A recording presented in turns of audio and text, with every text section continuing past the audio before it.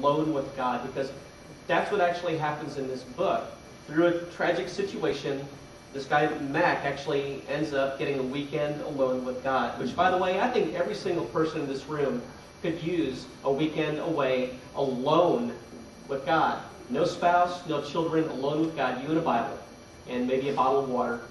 Although Mac does feast a lot, so fasting might not be necessary to get alone with God. It's funny, though, when people get alone with God, and I've had lots of time where Kimberly's given me time to get away, or before Kimberly and I married, when I would purposefully get away, go to the beach, just go somewhere to be alone with God.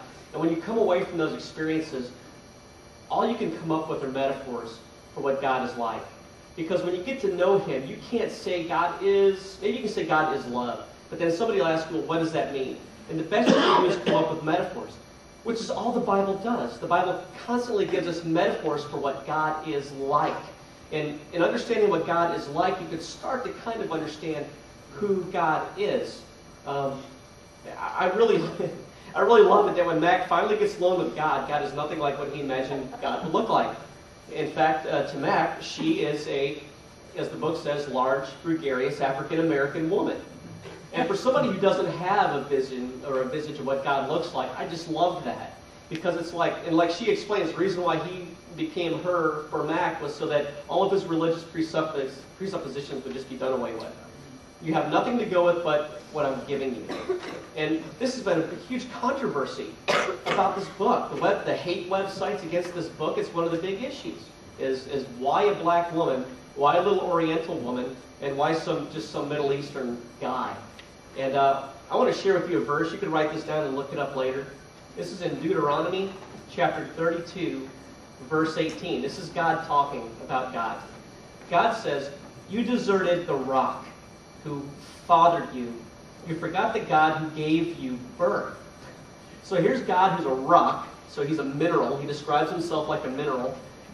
You forgot about the one who fathered you. So here's God presenting himself in the masculine sense. And then he says, you forgot the God who gave you birth. Men, aren't you glad that you aren't the ones who give birth? Right. So here in one verse is God showing himself as crystalline, as a mineral, as masculine, as a man, and feminine, like a woman. And Jesus even says in Matthew 23, "Oh, how I've longed to gather you up like a mother hen gathers up her chicks." So here's Jesus referring to himself as a mother hen. You know, who's heard of the biblical name for God, El Shaddai? El Shaddai. Maybe you've heard Amy Grant's song, El Shaddai. I love this. And yeah, huh? For the 15 remixes of El Shaddai.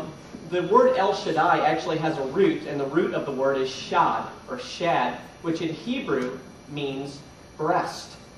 So El Shaddai literally means El, God, Shaddai, the breasted one, or the God who has breasts. It's the image of a mother nurturing a child, giving it the best nutrition that she can. El Shaddai. So why is it that the conservative people who wrote our Bible had to translate it as Lord Almighty?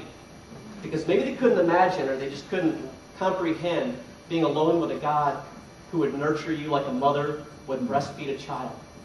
But that's the God that we serve. That's the kind of God that we have. He is a father. He is a mineral. He's a rock. We can only relate to him in metaphors as to what he is like. That's why Jesus said that God is like a woman who lost a very precious coin, and she searched and searched until she found it. Jesus said God is like a woman. So I would encourage you, in the light of this book, to maybe make yourself vulnerable enough to get alone with God for a weekend. No spouse, no children, no friends. And just see what happens to you. That's a lot of images of God. So are you saying it's okay we can visualize God any way we want to?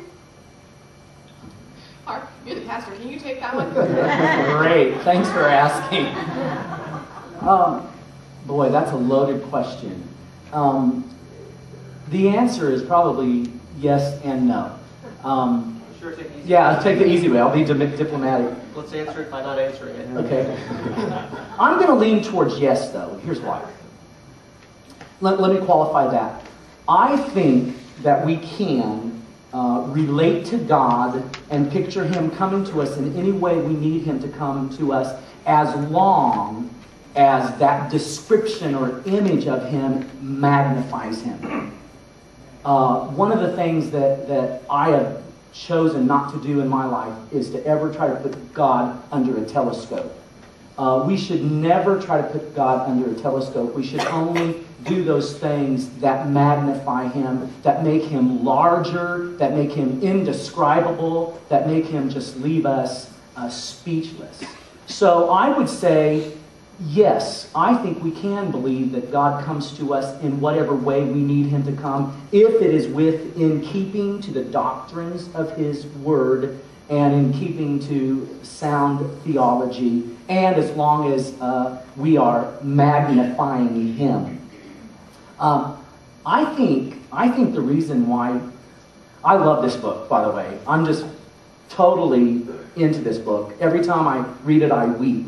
I think our tendency, church, is to put God in a box. I really do. I think, and Steve, you and I have talked about this for the last 10 years. Our tendency is to put God in a box. We bring Him to church with us, and we pull out, we pop the top of our God in a box, and we bring Him out and we say, "Nice God, isn't it nice to know you? And we're so glad that you're in our life." And then we put our God in a box, back in the box. And He really doesn't have that much to do with the rest of our life. But knowing Christ, as we learned last week, is really central in the life of the believer. And think about this. When you consider that God has 6.7 billion sons and daughters living on this planet, why should it surprise us that He would relate to us in very different ways? 6.7 billion children that God relates to. So I think it's very important for us to not be religious about, this is who God is to me, so that's who He is to you. Well, again, God revealed Himself in many, many, many, many, many different ways, from Genesis all the way to Revelation. Which is interesting, because we were talking about that, I thought of John chapter 21. I mean, Mark, as you said, in the book, in the Word, in the Bible, God represents Himself in all this way. And then in John chapter 21, John says, and Jesus said other things that aren't even in here. Mm-hmm. So I think as long as we leave this as our foundation, it's biblical to think that there are other ways that God is going to reveal Himself to us. The Bible itself is teaching that. Not only is it not one way, it is X plus one. It is more ways, as long as they don't conflict with what's in here. Absolutely. And I think that as a person gets to know God and starts experiencing God, God will give you the metaphor that He wants you to know Him by. And that metaphor will always change. It will always change. For me, I love her. I guess the way the author says the name is Sa-Rayu. Sa-Rayu. It's like a pause there. He was trying to find a name for the Holy Spirit that sounded better than Ruach, which is Hebrew for breath. Ruach. It doesn't sound very feminine. It certainly didn't go the wispy Oriental one. So he had a friend that worked for one of the companies that he was working for who was from India. And of course she was Hindu and she understood the language because it was her language. So the word Sarayu is actually a Sanskrit word that actually means wind. It means wind. And the reason why that really spoke to me is because when I came back to the Lord when I was 21, I found myself sitting on a bench on Lake Hollingsworth in Lakeland. Anybody ever been to Lake Hollingsworth in Lakeland? Yeah, it's kind of a cool lake. I was sitting on this bench, and my way of coming back to God was praying a prayer that sounded like this: Lord, if you'll change me, I'll serve you. If you change me, I'll serve you. And then I sat there, and it was about 8 o'clock at night, waiting to see a shooting star, waiting to see, some shining light, or at least an alligator coming out of the lake. I wanted some sign. Burning bush rolling by. Right, burning bush, rolling by. I wanted something. But what I got was just a little breeze. A little breeze, a little gust of wind. Well, when William Young, he goes by Paul, when Paul Young spoke to this person who knew the language, she said that Sarayu